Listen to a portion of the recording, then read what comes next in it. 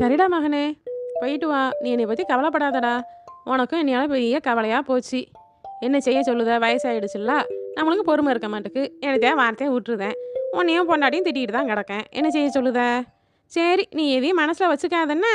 நானும் ஃபோன் பண்ணதான், நீயும் பண்ணு. வந்து பாரு, வாரம் வந்து பாருடா. சரி, போயிட்டு வா, பார்த்து போயிட்டு வா. என்ன விஜய், வீடெல்லாம் கழுவி விட்டுட்டு இருக்க மாதிரி இருக்கு. என்ன விசேஷம்? ஏன் வீடு கழுவி விட்டுட்டு இருக்க? ஆமாங்க, அதான் 7 சனி போயிடுச்சுலங்க.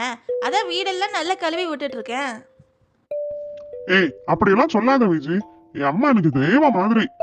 வேற வழி இல்லாம போய் சேர்த்துட்டு வந்திருக்கேன். ஓ அப்படியா? அதோ அங்க பாத்தீங்களா அந்த இடம், அது சும்மா தான் இருக்கு.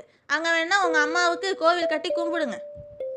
இங்க பாரு, என்ன இப்படி பேசிக்கிட்டு இருக்கிற? இவ்வளவு கிண்டல் பண்ணி பேசிக்கிட்டு இருக்க. நான் எவ்வளவு மனசு வேதனையோட இருக்கேன் தெரியுமா? உனக்கு கிண்டலா இருக்கு.